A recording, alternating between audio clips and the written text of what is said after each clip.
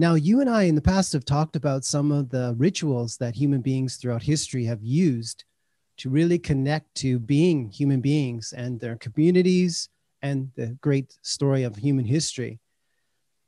Choosing a name for yourself, creating your own naming ceremony, as we know some indigenous cultures or nations, First Nations do. Was it a rite of passage at all for you? Holy shit, Lee. That's amazing. I didn't even think of it like that. I really didn't. But now that you mention it that way, man, I'm so excited. So I'm just gonna let loose on this show tonight. So talking about rite of passage, I'm getting ready to do a ayahuasca trip. So with that being said, um, it makes so much sense that you mentioned that because I didn't think of it that way. And Khaliq Sim was really me trying to harness that energy. And it was probably really intuitive. It was probably beyond me. I probably didn't understand what the hell was going on at that moment. But it's coming to fruition. I'm starting to understand why everything happened the way it did. So to answer your question, yes, it was subconsciously. It wasn't at the moment, but now that I can reflect back on it, it was definitely a very subconscious moment. Um I was so keen on choosing a name. You know, I don't know why I was so keen. Like I could have just wrote it as Pablo Zambrano. I guess I was just being moved by the spirit, moved by that energy. And man, it so happened that that name came together the way it did. And it was somewhat of a rite of a passage for me as a writer, as a creative person. Nobody knew me that in that light. So I had to create something outside of myself because it was completely different. I was literally showing everyone a different side of me that no one has ever seen. And that's another reason. So it was a rite of passage for me and a rite of passage for everyone that was getting to know me through that medium. This is really the role of psychedelics. This is how the role I see plant medicine play in this revolution. Like there's a reason these plants are coming to every corner of the world. Ayahuasca is Incan technology, pre-Incan technology of the highest magnitude. And we would never turn down the use of the internet to send snail mail. We never, that's why, when someone says to me, well, I don't need ayahuasca, I meditate. And I'm like, you have access to a plant that is the emissary of Gaia. And its sole purpose is to speed up the evolution of human consciousness and to upgrade your software so you can have Gaia 3.0 or whatever, the equivalent of Capitan OS X. And you're going to choose not to do that. And the plants make that inner work much easier. And we've always had a symbiotic relationship with plants. They are not other. Today is March 19th, 2021. Today I am embarking on my first ayahuasca trip. Today's also my mother's birthday, her 56th birthday, so happy birthday to her. And my mother does have a place in this narrative, in this story as well, so it's kind of a interesting synergistic memento that I'm doing this on her birthday and also on the spring equinox. I mean, this whole situation has been very synergistic, and I just wanted to document, my experience here and kind of follow myself through this journey. I feel like I'm an astronaut, getting ready to embark on exploration. And I want to be able to take some notes and recollect this whole process. And I'm very much appreciative and privileged to be able to connect with such a ancient plant medicine like ayahuasca.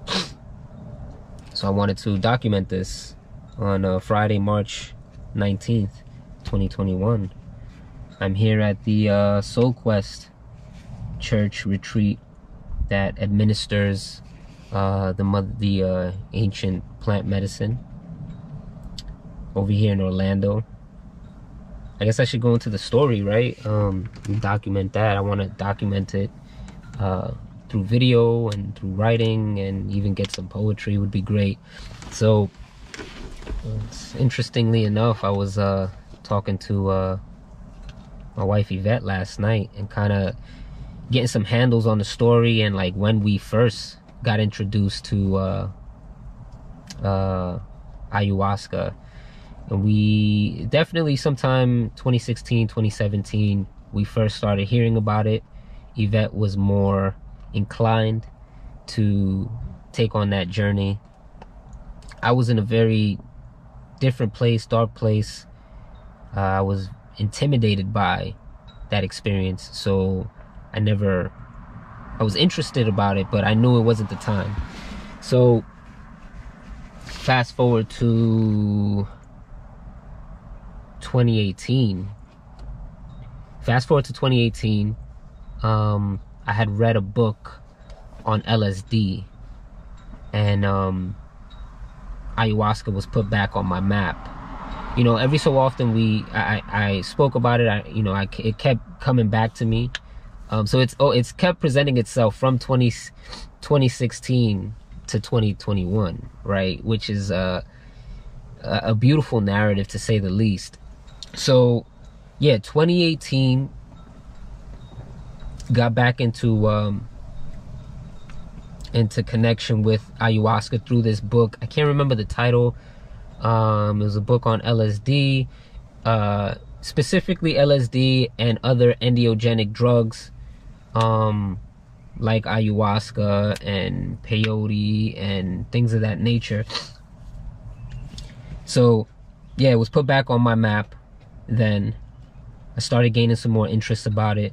Then we watched this, I remember watching this series called Hamilton. I think he's like a chemist or something like that. He did this series on, different endogenic and psychedelic drugs. That was sparked again. Ayahuasca was sparked again because he spoke about it. He did an episode on it. He even did it. I'm not sure if he did it in the Amazon, but he was presented it, and he even made it, and he made like a chemical representation of it in the lab. So then that, and then after that, we saw another show. I think it was Vice as well. We probably had access to the Vice network, and there was another show called Kentucky Ayahuasca or something like that, and that sparked more interest. I was like, oh wow, there's other places that administer ayahuasca outside of the Amazon and South America. I decided to check out what other places were, giving ayahuasca. Found a place, in a few places. I found Soul Quest in 2018, and I found out that Soul Quest was a place that did ayahuasca retreats in Florida. At this time, we didn't live in Florida, and there was no conception of Florida in that time. I had no plans on moving to Florida. I had no business in Florida. My mother-in-law had a place there, so like, yeah, I figured, it wouldn't be difficult to do that. But we weren't living there at the time. Now, presently, 2021, we moved here to Florida it was 2020, March 2020. Yeah. So we moved to Florida March 2020. So 2018, there was no conception of Florida. So ironically, Soul Quest was put on my map before we moved out here to Florida. So anyway, with that being said, I looked into it. I put some money aside. Either in 2018 or 2019, I decided to put some money to the side for that event, because I knew at some point I would be ready. At that time, I knew the time wasn't right yet. I wasn't ready yet. There was still a few other things in the story that, helped me get to the point that I'm at now. So anyway, I had put $600 to the side. I believe, if I have the story correctly, at that time, Soul Quest had a deal for $600. It was $600, obviously not with all the other fees and membership things of that nature. So that was like the website retail price to, you know, do the service. So I put $600 in an envelope. I've had that money in that envelope from 2018, 2019 till earlier this year, when I decided to, you know, do the trip. I put that to the side. Then we decided that we're gonna move out to Florida, which was interesting. I was like, okay, so this is just making even less excuses to do this trip. But you know, this whole pandemic situation happened, so that kind of took it off the map for a little bit. I'll go back, actually. I'll back up a little bit. Yvette and I did a little weekend getaway, and we took some mushrooms. And at this point, I was still very intimidated about ayahuasca because you know, I was still dealing with some stuff and was afraid to have some stuff come up, and just afraid to go on that shadow journey. So anyway, we had some mushrooms, and that was kind of my introductory experience, because it was a very ego-driven, ego-death type of trip that we had. It was a roller coaster. We both had highs, and we both had some really low lows, and gratefully we came out with amazing story and amazing lesson and wisdom that came out from that experience. So from that mushroom experience, I was like, holy shit, I was able to survive this. And because I was able to survive that, and because it was so mind expanding, I decided, okay, if I could do this, if I could survive this, I think ayahuasca is definitely something that I want to look into. So now, going back to coming to Florida, pandemic postponed the ayahuasca situation. I still had the funds though. I did not touch it. I forgot about it, actually. So then I went back, actually. At some point I went back to check on the website. I believe the price went up. There was a period where they weren't doing, I believe, and then eventually they went back to doing it, but they were very limited. So I believe the price went up to $800, and that was like, holy cow. Okay, that's $200 extra. That seems like an excuse more for me. So I decided to postpone it because I didn't have the funds and whatnot. I'm collecting unemployment, so I was like, that's not the priority right now. So several months ago, I had I was going through a situation with my wife, a triggering moment with Yvette, and having like a triggering moment. You know, something came up. That's one of the things that I'm coming to ayahuasca for, because I want to be able to be more authentic in my relationships and communicate better and things of that nature. That's one of the things. And it's not the higher thing, but anyway, I had a situation. I called my mother. This is where my mother comes into play, and I was like, man, I'm going through some stuff. You know, I'm thinking about exiting and running away like I normally do. And you know, my mother had asked me, she's like, oh, I think she had mentioned, I think I've spoken to her about ayahuasca, and she decided, she was like, hey, why don't you do the ayahuasca thing? You know, that might help give you some clarity, you know, before you take any drastic measures. So I was like, listen, price is a little high. And I remember going back and checking out the website, and then they had this COVID policy where, you know, you have to wear a mask and you have to get tested. And I was very much against those measures. So I was like, man, there's just a bunch of excuses. The price went up. They got these COVID policies. And I was making a lot of these decisions without even communicating with them. So anyway, I told my mom, I was like, you know what? Maybe I should call them. Maybe I should email them. And she ultimately said, hey, I'll contribute to the trip. You know, if you got the $600, I'll put the rest. And I was like, okay, if you're gonna put it that way, let me communicate with them and see what happens. So after that conversation, matter of fact, either after or before that conversation, they had a promotion, $200 promotion. I've been on their email list since 2018, 2019. Had this $200 promotion, which brought the price back down to $600, which is what I have. So I told my mom, either I told my mom or right after the conversation, I found out about the promotion. I was like, okay, let me contact Soul Quest and see what their whole policy is or SOP about this whole situation. So I communicate with them. They tell me, face mask, you don't have to wear the face mask after you get tested, right? And then the test, so my whole thing was like, who has access to these records? You know, I don't want my records to be going on, and I don't want to be taking a PCR or a nasal swab, you know. So they told me it's a rapid test. They prick you, take your blood, and you get the result right there and then. And if you're negative, you're good. It just shows up that you were negative. If you're positive, it goes in the trash, and you have to return for another occasion when you come up negative. So I got those answers, and all the stars aligned, basically showing me that the time was right. You know, the promotion, for some reason, Mother Aya came back to me in that time, when I wasn't even thinking about it. It wasn't necessarily on my map. It was for a very minimal time, but I kept putting it off, especially because of the COVID situation. And she came back to me, and now I'm here, March 19th, taking this trip, ready to blast off into wisdom and experience. And I'm really thrilled to be going through here. So to wrap this up, I really just want to mention my intentions. Primarily, I've dealt with a lot of father-daddy issues, feeling inadequate as a male, feeling like I didn't have that guidance as a young man. So coming to this from the angle of rite of passage was something that I'm really interested in doing, a ceremony. I also read another book, interestingly enough.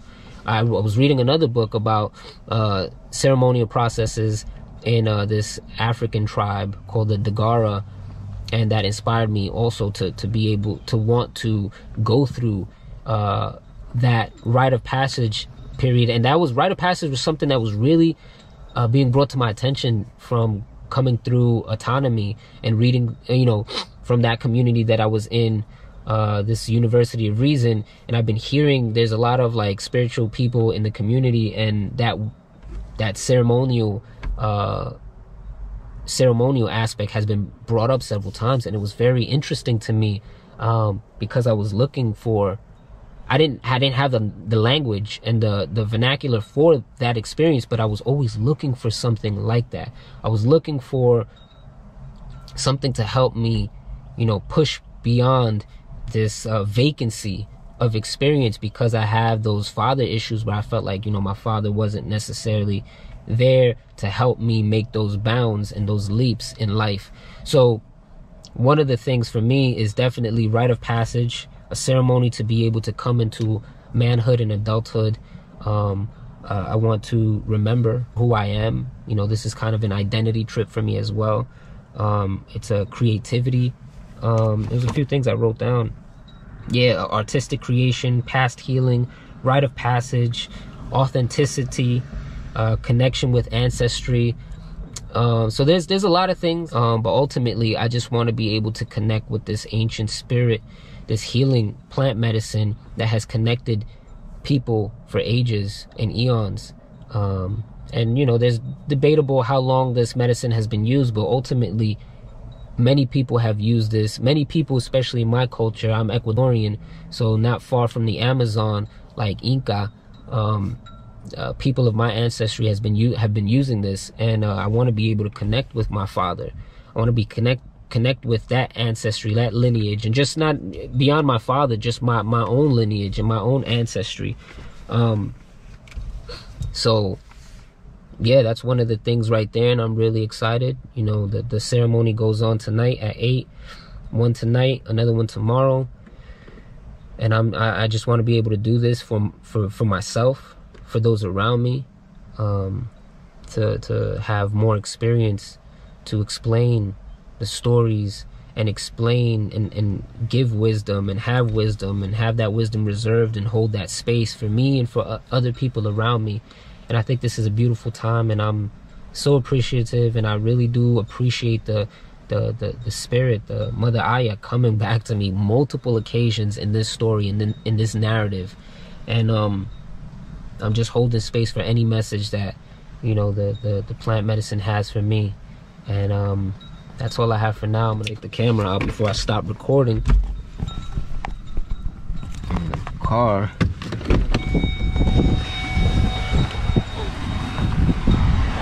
Property.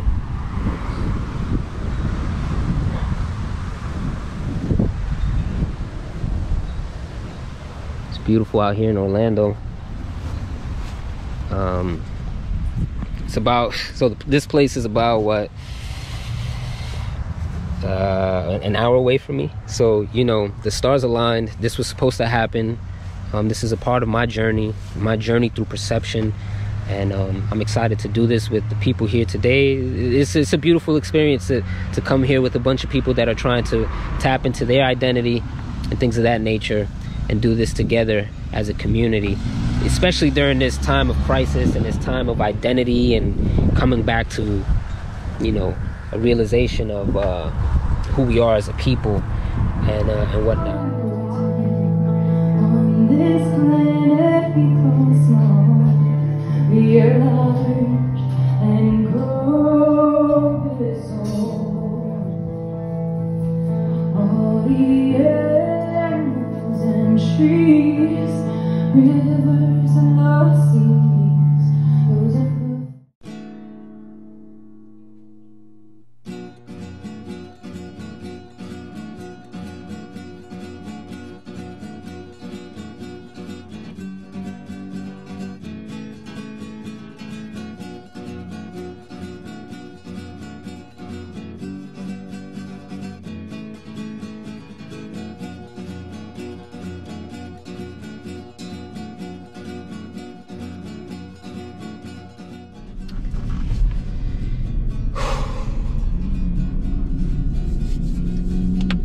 Today is Sunday, March 21st.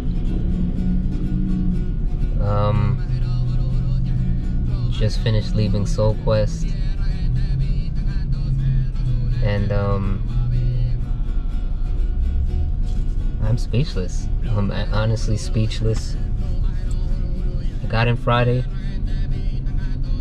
19th, on my mother's birthday, beginning, well, today would begin the equinox, right? But during the spring equinox cycle,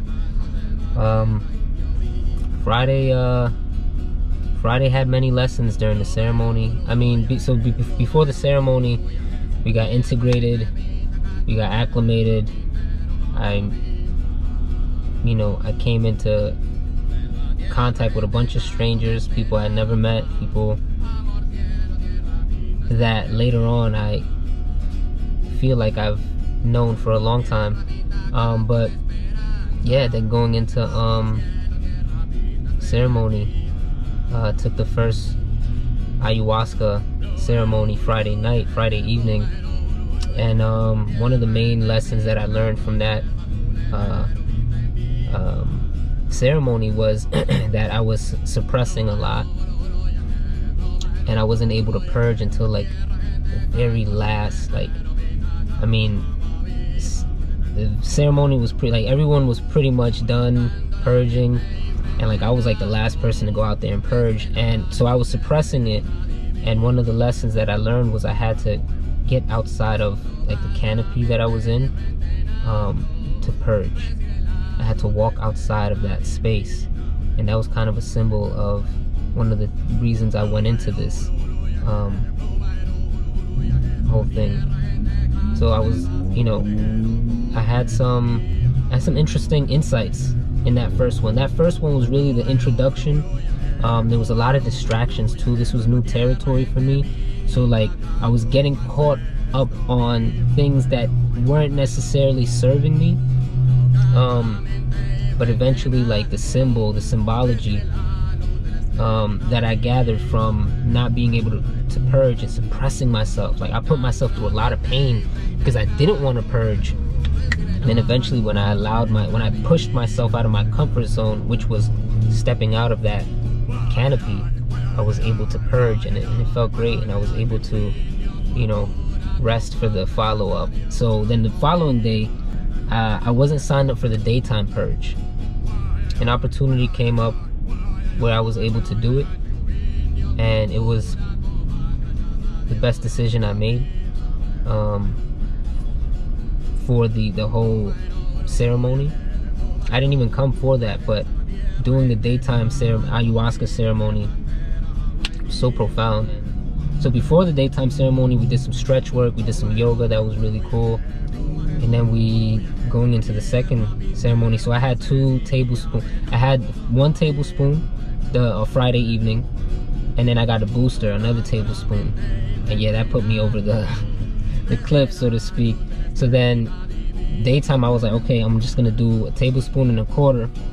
So I did a tablespoon and a quarter, and oh my God, I felt everything. I knew everything. I saw everything. I purged, I cried, I laughed, I watched. It was source. It was really source. It's like, I can't really explain it. I saw the rhythm of life. I saw the pain. I saw the random thoughts. There was moments where we all went through this rhythm. Like, it's really interesting how Mother Aya, just the whole presentation and the whole, everything that Soul Quest, what they put together, you know, the plant medicine had its own pace and its own rhythm, and we all were awakened at the same time. We all like had this wave of purging and this wave of random thoughts and this wave of mind, you know, breakthrough. It was so profound. It was so beautiful, and I connected with people like I've never connected. I felt like I never felt. I went through a lot during that daytime ceremony, and I'm forever grateful that I was able to partake of that. And you know, the person that really helped me with that know who they are, and I am forever grateful. So yeah, it got far out though. The daytime ceremony, as blissful as it got, there was a moment towards the end of the ceremony where I was like, I felt like I was in a vortex. I felt like I was in a endless loop, and in order for me to get out, I had to take action, which meant like to actually leave the ceremony, which is like not allowed. So, and for good reasons, obviously. After that, we had lunch. I was able to like come back to my senses and come back to balance. Yeah, so we had that. After the daytime ceremony, I was like, I don't think I need to do the evening ceremony because it was so profound. The daytime one, there was a lot of emotions, a lot of feelings. I was exhausted. My body was drained. So I was like, you know what, I don't have to do the daytime. But I ended up pampering myself. I got like a massage. They had this chair that does a fantastic massage. Jesus. You know, I had lunch and I felt very light. So I told myself I would do the nighttime ceremony, and I did. And I did 1 tablespoon of ayahuasca. Man, I'm so glad I did. I was able to coast. I was able to remember everything. The music was beautiful. Just being able to watch everybody, be with everybody, coast, talk with Mother Aya. I think the overarching message that I got from that one, and what I went into it with, was just release. I told myself I wasn't gonna hold on to anything too long. I was going to feel and be with whatever was there at the moment, but I was gonna let it go shortly, and that's what I did. I released everything that came to me. I didn't have to purge during the nighttime one, which was, I didn't want to, because I think I had enough for the event. Then after that, you would think it would be over by then. The service and the integration work that we did today, Sunday the 21st, on my brother's birthday. And it's interesting that it happened on like my mom and my brother's birthday, because they were with me and I was with them during this process, especially during daytime. I was with a lot of people in the daytime ceremony, reaching out to a lot of people, feeling certain feelings, understanding people more, grieving for lost ones, loved ones, letting go of certain emotions and expectations. And yeah, it was profound. And then so coming to Sunday, it was beautiful being able to hear everybody's experience and kind of recap and hold hands with everybody. It was such a beautiful experience. It was mind expanding. It was profound. And I'm forever grateful for Soul Quest and everybody there, the volunteers. It is the safest place. Being with Mother Aya and people that can administer it and have respect for it in the way that they did is coming back, is remembering. And I came, that was one of the things I wrote on my paper here. You know, I don't know if you can see that from here, but the first thing is remember. And that was one of the messages that came about a lot. Remembering, and Mother Aya definitely does a job, and her servants and the people that volunteer in doing that has a way of helping you to remember and helping put the puzzle pieces together. So overall, I mean, it was profound. It was a lot of breakthroughs. I'm very grateful. I'm very happy that I got to feel all the feelings that I felt and rise my vibration so that I could share that, because that's what this is all about.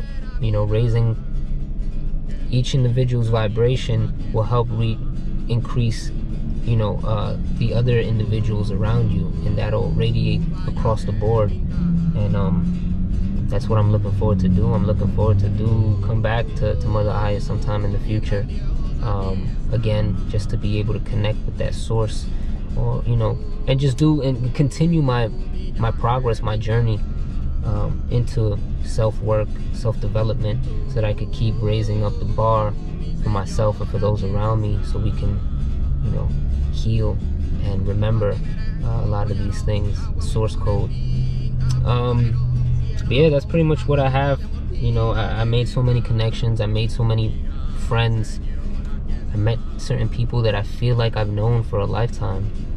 And people touched my soul in ways that have never been touched before.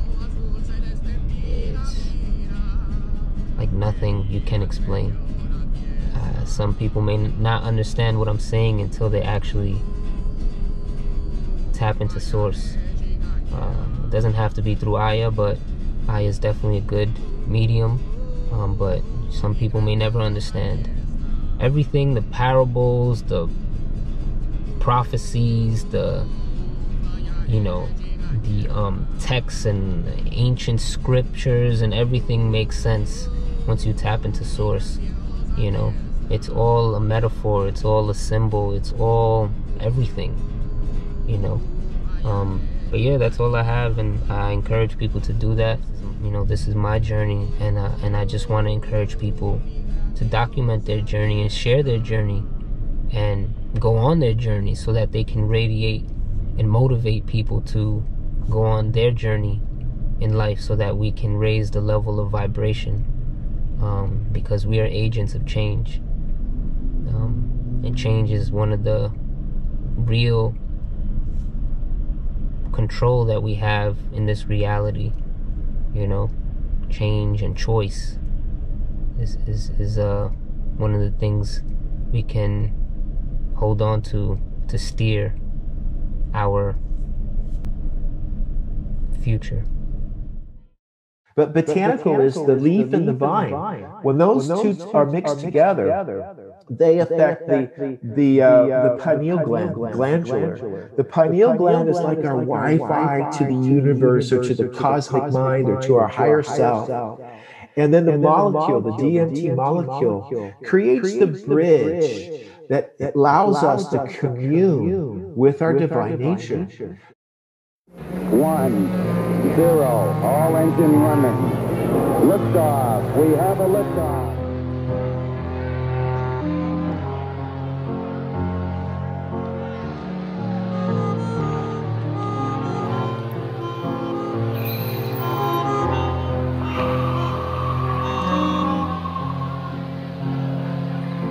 At the equinox of my paradox, I am suited up and prepared to undock, prepared to unlock a new level in my journey through perception.